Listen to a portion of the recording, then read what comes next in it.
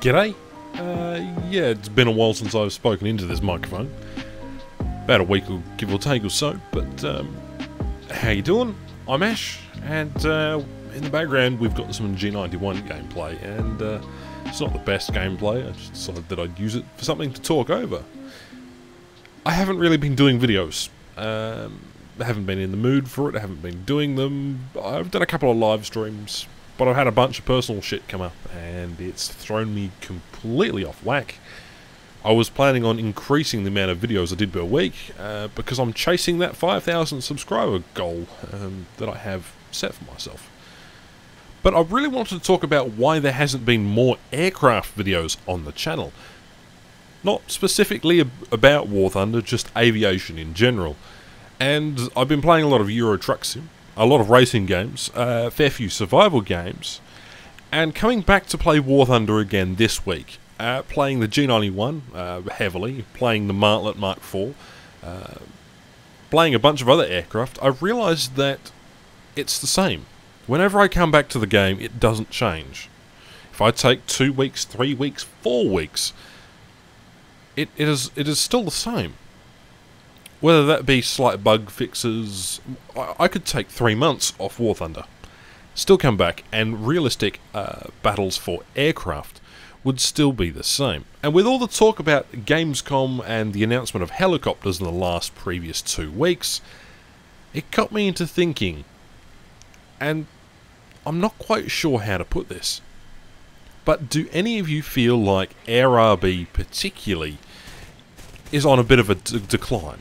Now granted, it's not had the same retention as Tank Realistic or Arcade. That's because they're vastly different modes, but I think that Aviation have pinned themselves in a kind of niche area because they're developing ships, they're now developing helicopters, they're also now developing more tanks, and so the mainstay of Warthunder at this point in time is tanks, and has been for the last, I don't know, 2 years of development. So aircraft is lacking a bit behind, and for a company that originally has an aviation heritage, for it to sort of decline and cease to do more improvements and updates to various game modes and introduce enduring confrontation as a mainstay mode and replace AirRB, maybe, is it just me, or maybe Aviation have got their priorities spread too thin? And don't get me wrong, in fact I love helicopters. But I think that helicopters is a naive decision, a bit of a rush decision at Aviation's hype market to make us forget about existing issues that have existed within Warthunder, specifically on the air front, more so than the tanks. Also, this shooting is absolutely terrible. Well, until you get the pilot snipe. But moving back onto helicopters, I'm very optimistic about the addition of helicopters. I think they are absolutely going to be fantastic. And are they going to be useful? Yes. Are they going to be lethal? Yes. Are they going to be as overpowered as everybody thinks? No. Because the addition of jets, other props, and existing vehicles, particularly when it comes to anti-aircraft defense, with the self-propelled anti-airs, and with the addition of some of those top-tier vehicles having radar AAA, I kind of think that the novelty of a helicopter will be somewhat limited. They're going to be useful, and in the hands of a skilled player they'll be fucking fantastic, but generally speaking I think they'll be a bit of a glass cannon. And it works two ways. Helicopter development is particularly interesting because once you have air superiority, you've got free roam to move troops and do logistics and whatever. And helicopters are a pinnacle of aviation technology, a combination of ideas and ideals, and they fulfill a wide variety of roles. And the example of this is the way that the Russians come up with their helicopters. Their utility helicopters essentially were fulfilled with multiple roles. They could drop troops, they had a in-air reloading system, or they carried extra ordnance so they could go land somewhere and then rearm all their missiles and guns and what have you. Go up again and do another attack runs. Helicopters are going to be very versatile, but it's unknown how useful they're going to be against tanks and, you know, various other types of aircraft. But I'm hopeful that Gajan realise that there's going to be a major balance problem with helicopters. On top of that, we got the advent of the FJ-4B, in particular the Operation Summer event vehicle, which has missiles, or should I say guided missiles, similar to the Fritz X in this case, but they're actually powered missiles, or powered armament, allowing you to control a particular armament towards a target destination. That's also coming to fray, and this could mean that Gajan want more testing of air-to-air missiles, or air-to-ground missiles, or various other subsystems that come with, well, supersonic jets. I think that this whole loop, and everyone's going crazy about helicopters and talking about various vehicles, has led me to start wondering about air as a whole.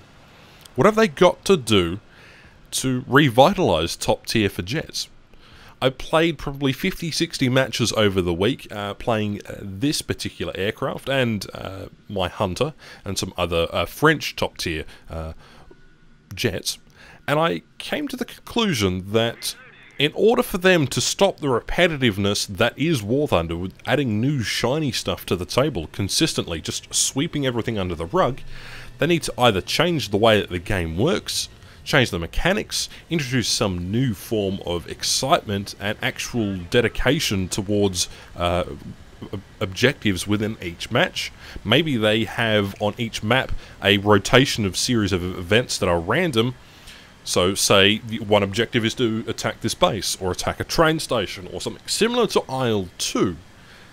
But also give incentives to players that help other teammates, who stick around other teammates, even if you're not squadded up with them or in the auto-squad function. I think it would be nice and neat as well.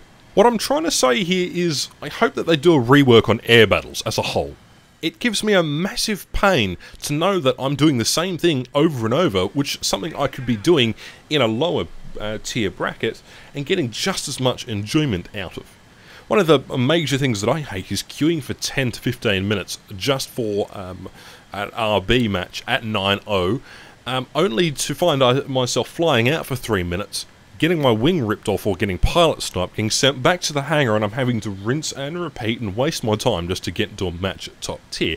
It's a major annoyance, and this is probably one of the reasons why a lot of other players don't play top tier. Not only that, the repair costs, and some of the module costs in terms of research points. It's fucking weird. I mean, the economy's been like this for ages, but it just sticks out to me. If you're going to be adding more aircraft, particularly helicopters, or even in the future supersonic jets, I think the core existing game itself has to at least change. But, I don't know. Is it just me? Probably not. And I know for one, there is very few content creators left that focus mainly on air realistic battles, or air arcade, or just aviation in general. Because they've all moved on to other games, they're doing other things. Many of them are playing IL-2, DCS, you know, various other flight sims that are on the market, and they've moved on from simulator battles and various other things. So I really think Gajan have pinned themselves in a niche area by slowly neglecting air realistic battles, or just aviation in general. Sure, they give us new shiny stuff once in a while, and Operation Summer is with the Martlet and the FJ4, that's nice. But is it really going to change top tier? Is it really going to help the newer players with their economy, the repair bill, the repair cost?